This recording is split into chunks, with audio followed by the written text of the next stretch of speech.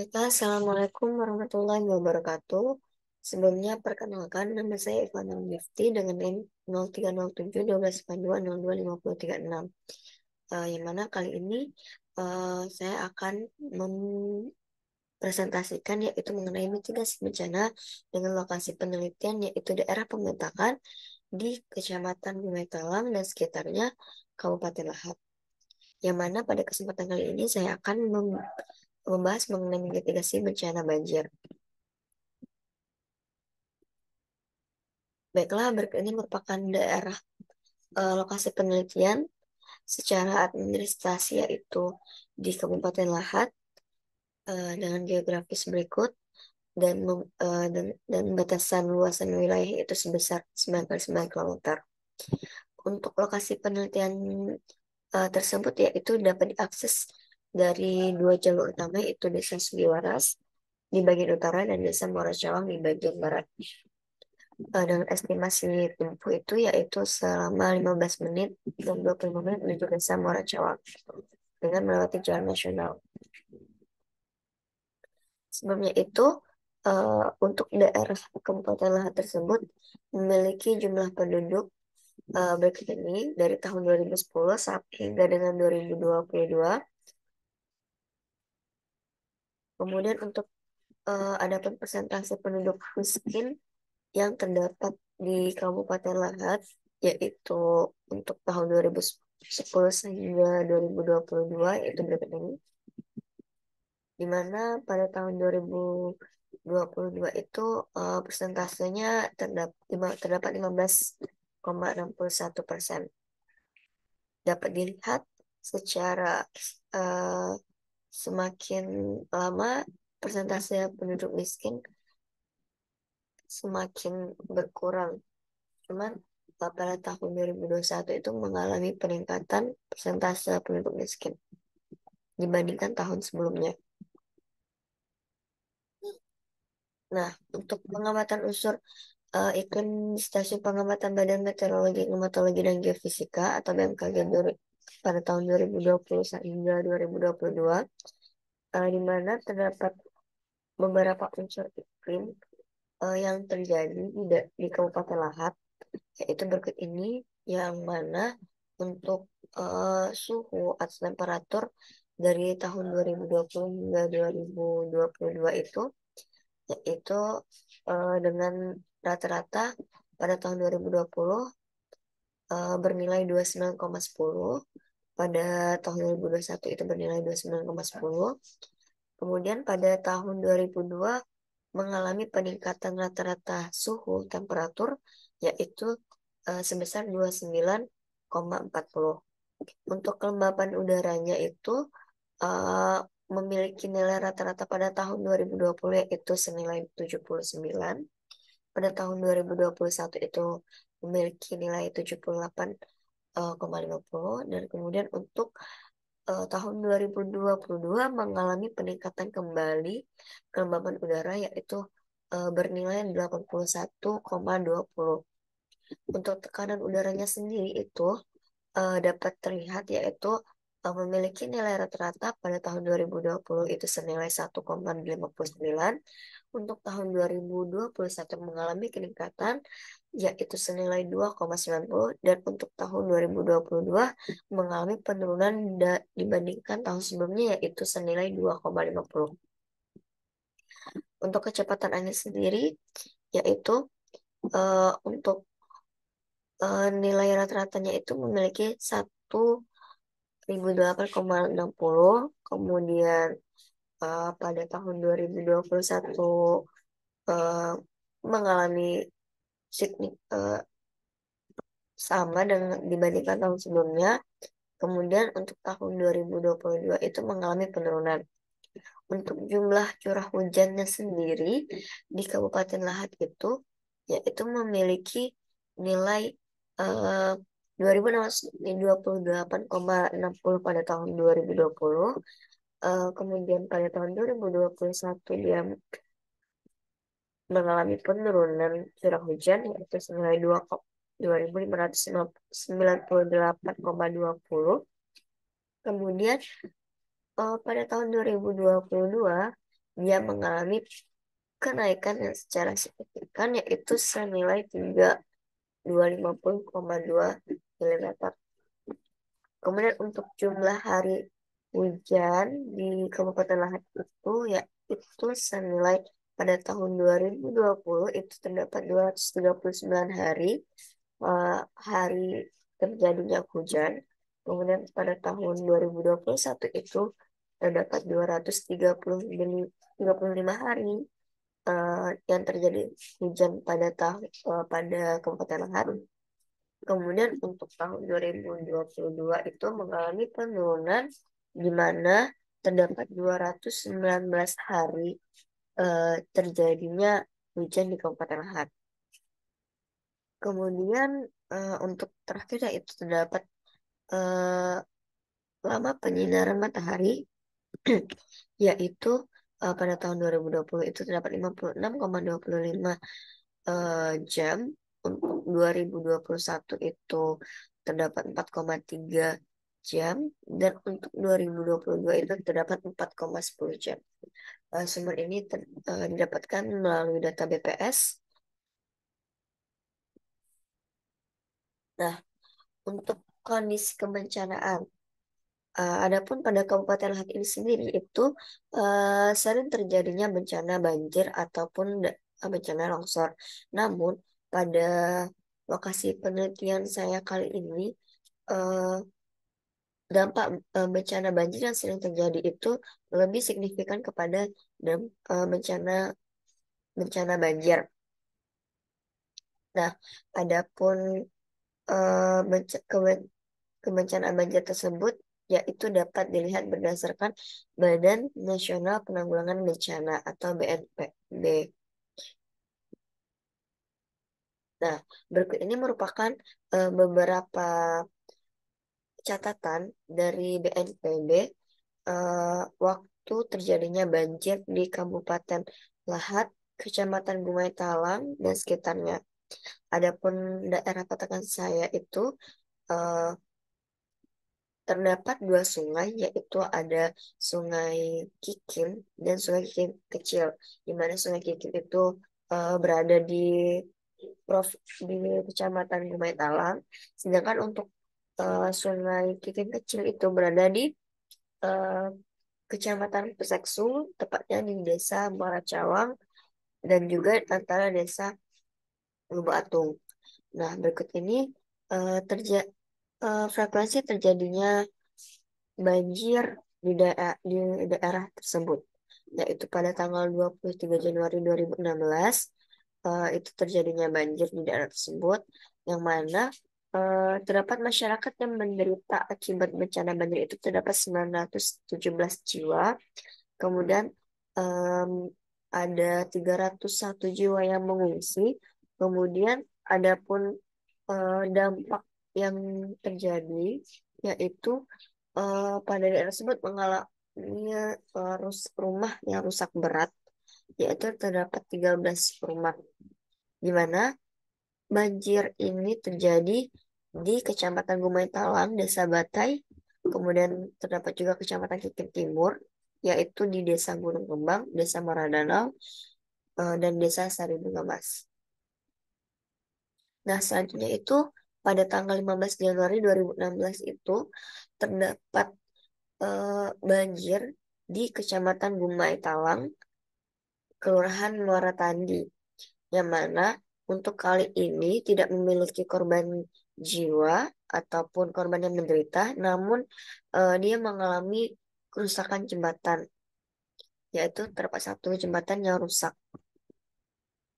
Selanjutnya itu terdapat pada tanggal 29 Januari 2007, yang mana eh, kali ini memiliki eh, 1,1 ribu 2 jiwa yang menderita akibat bencana banjir tersebut, yaitu untuk fasilitas masyarakatnya itu eh, terdampak perkantoran desa satu yang rusak, kemudian ada 3 jembatan yang rusak, kemudian untuk rumah masyarakat sendiri itu terdapat 26 rumah yang rusak akibat bencana banjir tersebut.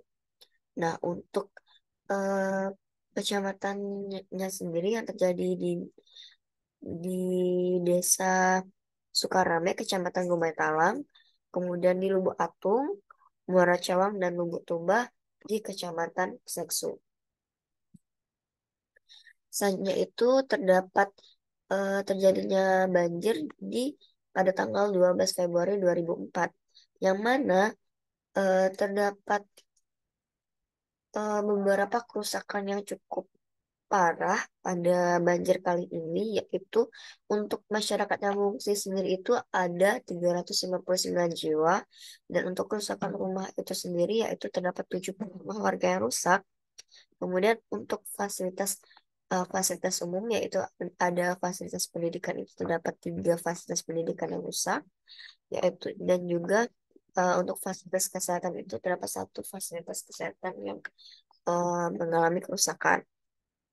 Untuk terjadinya banjir ini sendiri yaitu di Desa Ngalam Baru, Mandi Angin, Darmo, Tanjung Beringin, Tanah Pilih, Tanjung Sirih di Kecamatan Lahat.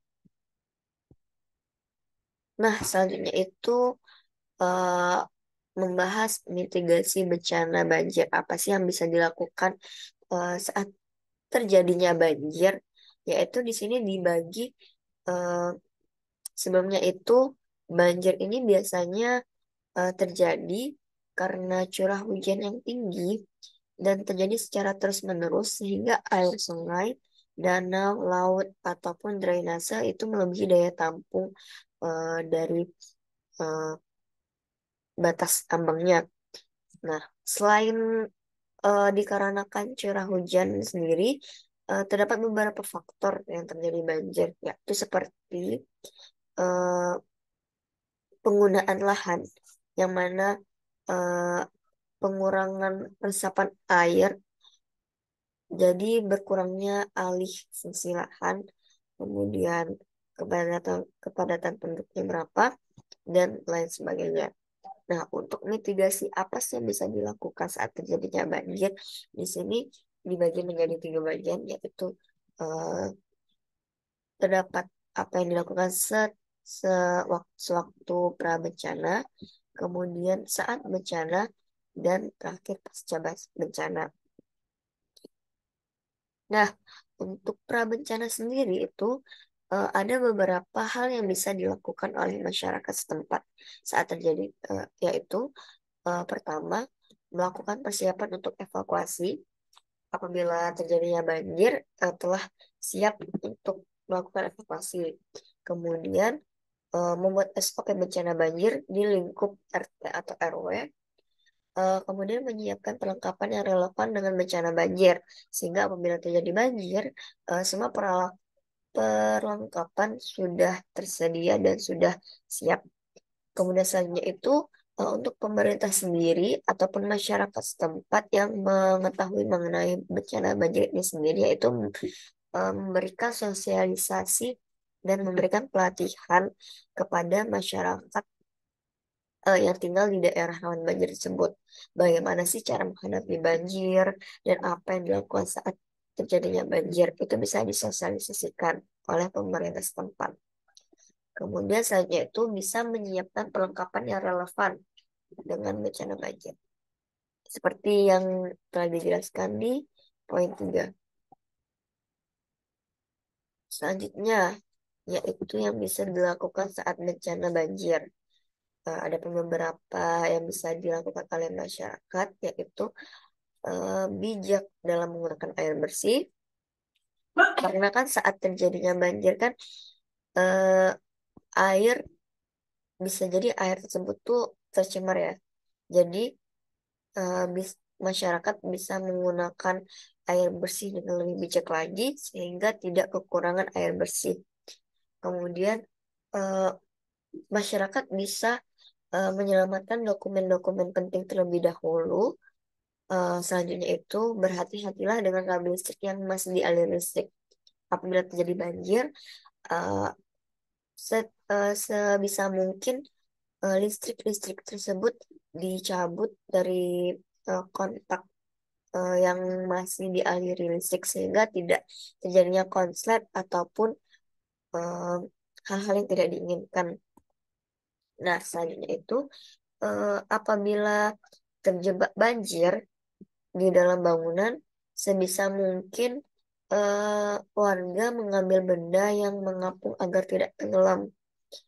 Kan saat terjadi banjir, terdapat memiliki air itu masuk memiliki berapa tinggi eh frekuensinya kan. Nah, sebisa mungkin masyarakat itu kalau apabila ada benda yang mengapung, mengambil benda tersebut untuk sebagai pelampung atau sebagai benda untuk menyelamatkan diri agar tidak tenggelam. Nah, kemudian untuk warga yang mengalami banjir bisa mencari dan meminta bantuan untuk diberikan tempat tinggal sementara waktu. Kemudian hal yang bisa dilakukan yaitu masyarakat bisa memantau perkembangan cuaca di tempat kejadian. Kemudian warga yang terkena banjir dihimbau menjaga kesehatan agar tidak menambah korban banjir. Eh, Selanjutnya itu untuk warga jangan panik apabila terjadi banjir dan berusaha untuk menyelamatkan diri serta barang berharga seperti dokumen penting yang dijelaskan di poin 2. Kemudian eh, untuk terakhir yaitu apabila hujan tidak berhenti dan menjadi lebat, segera evakuasi warga ke tempat yang lebih aman dan aman. Seperti di poin 5, yaitu mencari bantuan tempat tinggal untuk sementara waktu. Nah, untuk pasca bencana sendiri, itu warga bisa melakukan beberapa hal, yaitu satu, satu membersihkan tempat tinggal dan lingkungan yang terkena banjir.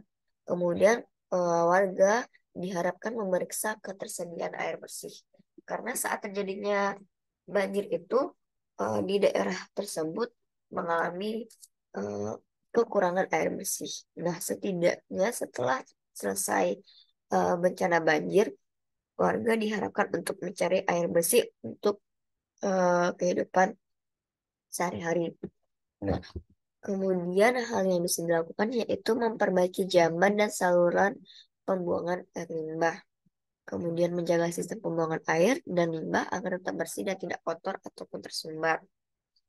Asalnya itu tidak menggunakan air bersih secara semena-mena, menjauhkan kabel listrik agar tidak terjadi kejadian tidak diinginkan. Yang mana tadi kan sewaktu terjadinya banjir, apabila ada kabel listrik yang masih tersalurkan pada listrik yang masih eh, aktif, yaitu eh, bisa untuk masyarakat menjauhkan kabel listrik tersebut agar tidak terjadi konsleting ataupun hal-hal yang tidak diinginkan lagi.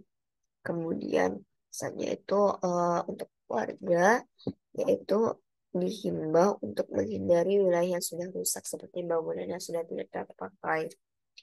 Dan terakhir itu memberikan bantuan kepada yang membutuhkan seperti tempat tinggal, obat, makanan, dan pakaian. Ini untuk warga yang tidak terdampak banjir ataupun pemerintah yang memberikan bantuan kepada masyarakat atau warga setempat yang terkena dampak banjir. Nah, untuk terakhir yaitu terdapat asuransi banjir. Apa sih yang bisa didapatkan oleh warga atau masyarakat apabila terkena banjir? Kan saat terjadinya banjir terdapat beberapa eh, usaha atau mm, hasil aset warga yang rusak, yang cukup rusak secara cukup signifikan ya. Nah, apa sih yang bisa dilakukan oleh warga dan apa sih asuransi yang bisa didapatkan oleh warga tersebut apabila saat terjadinya banjir? Itu terdapat asuransi dari pemerintah, yaitu pemerintah telah menyiapkan subsidi premi asuransi untuk perlindungan masyarakat, rumah tangga, dan usaha kecil, yaitu ada asuransi usaha tani padi, ada asuransi usaha ternak sapi, dan asuransi nelayan tangkap. Eh, dan juga terakhir ada asuransi budidaya ikan kecil. Nah, untuk program subsidi premi asuransi sebesar 80% untuk petani padi dengan lahan kurang dari 2 hektar. digunakan untuk perlindungan lahan pertanian terhadap risiko gagal panen yang disebabkan salah satunya oleh bencana alam.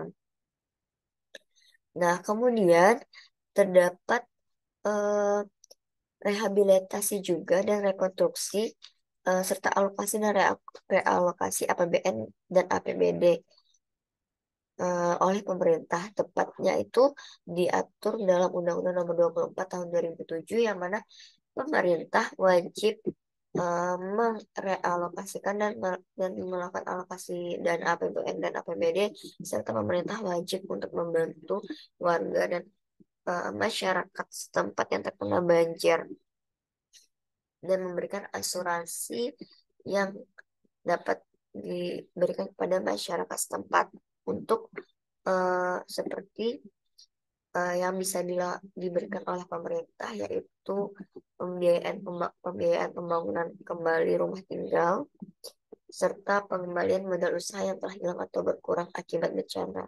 Seperti tadi yaitu ada asuransi usaha tani padi, asuransi ternak sapi, AUTP, AUTS, kemudian asuransi lain tangkap, asuransi budaya ikat kecil. Jadi pemerintah bisa memberikan hal tersebut kepada masyarakat yang terkena dampak banjir.